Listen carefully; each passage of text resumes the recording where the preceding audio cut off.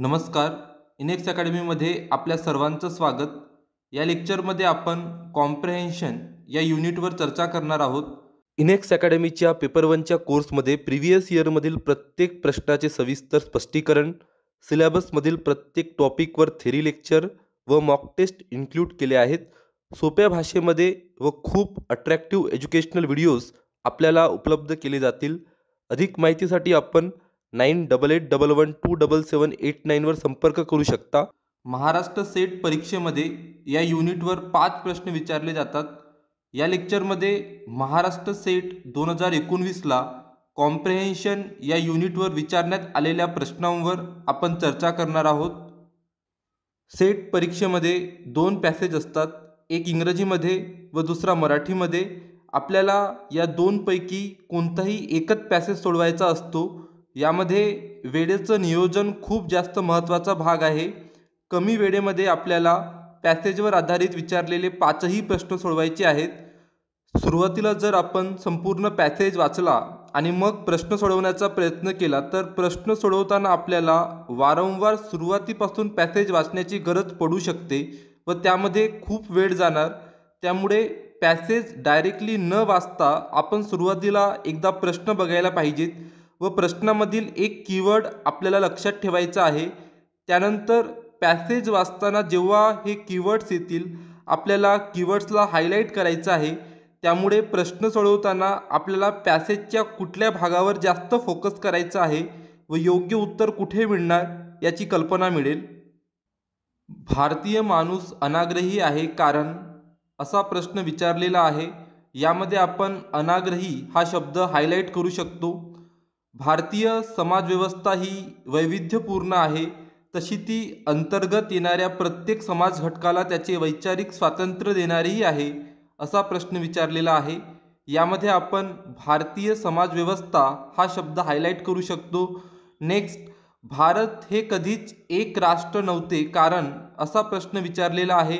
यामध्ये आपण कधीच एक राष्ट्र नव्हते हे शब्द हायलाईट करू शकतो. नेक्स्ट, जातीय स्वायत्तता आणि प्रादेशिक स्वायत्तता या दोन बाबी स्वतंत्र असून त्या दोन्ही एकत्र आल्यास राष्ट्रीय ऐक्याची भावना वाढीस लागेल, असा प्रश्न विचारलेला आहे. यामध्ये स्वायत्तता हा शब्द आपण हायलाईट करू शकतो. नेक्स्ट, वाङ्मयाच्या अभिव्यक्तीचे माध्यम कोणते, असा प्रश्न विचारलेला आहे. यामध्ये वाङ्मय हा शब्द आपण हायलाईट करू शकतो. सर्व प्रश्न एकदा बघितल्यानंतर आपण पॅसेज वाचनाला सुरुवात करू शकतो. पॅसेज वाचताना जेव्हा प्रश्नामधील कीवर्ड येतील त्या कीवर्डला आपण पॅसेजमध्ये हायलाईट करून ठेवू शकतो. त्यामुळे प्रश्न सोडवताना आपल्याला मदत होईल. आता आपण पॅसेज वाचन करूया. इनेक्स अकॅडमीच्या पेपर 1च्या कोर्समध्ये प्रिव्हियस इयरमधील प्रत्येक प्रश्नाचे सविस्तर स्पष्टीकरण, सिलेबसमधील प्रत्येक टॉपिकवर थेरी लेक्चर व मॉक टेस्ट इन्क्लूड केले आहेत.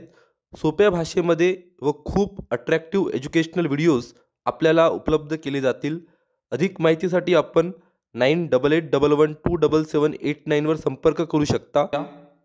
भारतीय माणसाची एक विशिष्ट मनोवृत्ती आहे. गेल्या 5000 वर्षाच्या परंपरेतून ती सिद्ध झालेली आहे. कोणत्याही एका पंथाबद्दल, विचाराबद्दल, आचरणाबद्दल भारतीय माणूस टोकाचा आग्रही नसतो. एका शब्दात सांगायचे तर भारतीय माणूस अनाग्रही आहे. अनाग्रही संदर्भात प्रश्न विचारलेला आहे.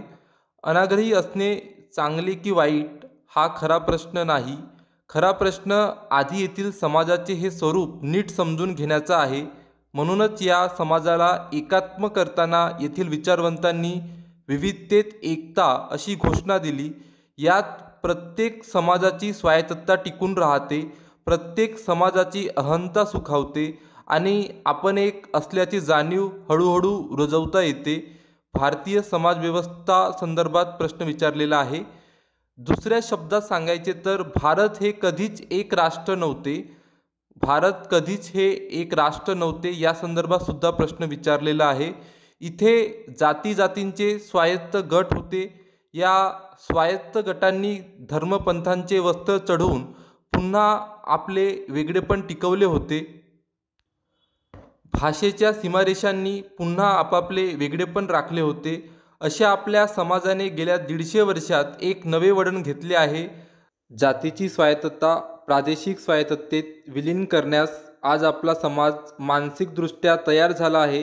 ही प्रादेशिक स्वायत्तता कायम ठेवून राष्ट्रीय ऐक्य निर्माण व्हावे या ध्येयवादास इथल्या समाजाने मान्यता दिलेली आहे. आणि हा सर्व गेल्या 150 वर्षातल्या अनेक चळवळींचा एक अंतरिम परिणाम आहे. एका फार मोठ्या संक्रमणातून भारतीय समाजाची वाटचाल चालू आहे. अशा या वाटचालीचा अभ्यास करण्याचे अत्यंत महत्त्वाचे साधन वाङ्मय असते. वाङ्मय संदर्भात सुद्धा प्रश्न विचारलेला आहे. वाङ्मय ही मनुष्यनिर्मित कला आहे. अत्यंत परिचित आणि सहज उपलब्ध असलेल्या भाषेच्या साधनातून ती प्रकट होते. भाषेचे मृत संस्कृतीचे जसे अनेक अवशेष असतात तसे समाजाच्या बदलत्या स्थिती गतीचेही तरंग असतात. म्हणून वाङ्मय ही कला जशी संस्कृतीची फलश्रुती आहे तशीच संस्कृतीच्या अभ्यासाचेही ते फार मोठे साधन आहे. वाङ्मयाचा व्यवहार ते ज्या संस्कृतीत निर्माण होते त्या संस्कृतीच्या आकलनाशिवाय कळणेच शक्य नाही. आता आपण प्रश्न सोडवण्याचा प्रयत्न करू. भारतीय माणूस अनाग्रही आहे कारण असा प्रश्न विचारलेला आहे. उतार्यामध्ये कोणत्याही एका पंथाबद्दल, विचाराबद्दल, आचरणाबद्दल भारतीय माणूस टोकाचा आग्रही नसतो. एका शब्दात सांगायचे तर भारतीय माणूस अनाग्रही आहे अशी माहिती दिलेली आहे. म्हणजे भारतीय माणूस विशिष्ट पंथ, विचार किंवा आचरणाबद्दल टोकाचा आग्रही नाही. भारतीय माणूस सर्वसमावेशक आहे. त्यामुळे ऑप्शन ए त्याची सर्वसमावेशकता हे या प्रश्नाचे योग्य उत्तर आहे. भारतीय माणूस अनाग्रही आहे कारण त्याची सर्वसमावेशकता. नेक्स्ट, प्रश्नामध्ये दिलेले विधान चूक आहेत की बरोबर ते आपल्याला ओळखायचं आहे. उतार्यामध्ये समाजाला एकात्म करताना येथील विचारवंतांनी विविधतेत एकता अशी घोषणा दिली. यात प्रत्येक समाजाची स्वायत्तता टिकून राहते, प्रत्येक समाजाची अहंता सुखावते आणि आपण एक असल्याची जाणीव हळूहळू रुजवता येते अशी माहिती दिलेली आहे. यावरून या प्रश्नातील पूर्वार्ध भारतीय समाजव्यवस्था ही वैविध्यपूर्ण आहे हे योग्य आहे व उत्तरार्ध प्रत्येक समाज घटकाला त्याचे वैचारिक स्वातंत्र्य देणारी आहे हे सुद्धा योग्य आहे. त्यामुळे ऑप्शन ए संपूर्ण विधान बरोबर हे या प्रश्नाचे योग्य उत्तर आहे.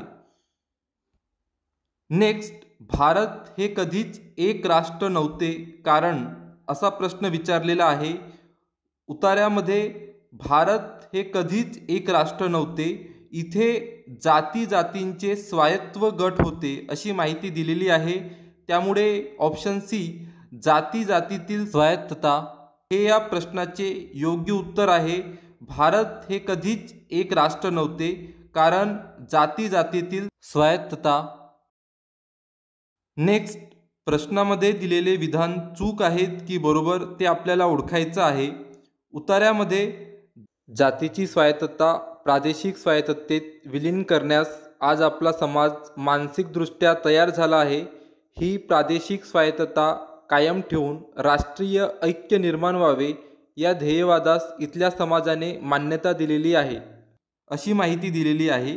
यावरून जातीची स्वायत्तता व प्रादेशिक स्वायत्तता या दोन बाबी स्वतंत्र आहेत हे स्पष्ट होतं व या दोन बाबी एकत्र आल्यास राष्ट्रीय ऐक्याची भावना वाढीस लागेल. त्यामुळे ऑप्शन बी संपूर्ण विधान बरोबर हे या प्रश्नाचे योग्य उत्तर आहे. नेक्स्ट, वाङ्मयाच्या अभिव्यक्तीचे माध्यम कोणते असा प्रश्न विचारलेला आहे. उतार्यामध्ये वाङ्मय ही मनुष्यनिर्मित कला आहे. अत्यंत परिचित आणि सहज उपलब्ध असलेल्या भाषेच्या साधनातून ती प्रकट होते अशी माहिती दिलेली आहे. त्यामुळे ऑप्शन डी भाषा हे या प्रश्नाचे योग्य उत्तर आहे. वाङ्मयाच्या अभिव्यक्तीचे माध्यम भाषा हे आहे. महाराष्ट्र सेट 2019 मध्ये कॉम्प्रेहेन्शन या युनिटवर विचारण्यात आलेले प्रश्न आपण या लेक्चरमध्ये बघितलेले आहेत. कॉम्प्रेहेन्शनमध्ये वेळेचे नियोजन खूप जास्त महत्त्वाचा भाग असतो. इनेक्स अकॅडमीला आपला बहुमूल्य वेळ दिल्याबद्दल खूप खूप आभार. धन्यवाद.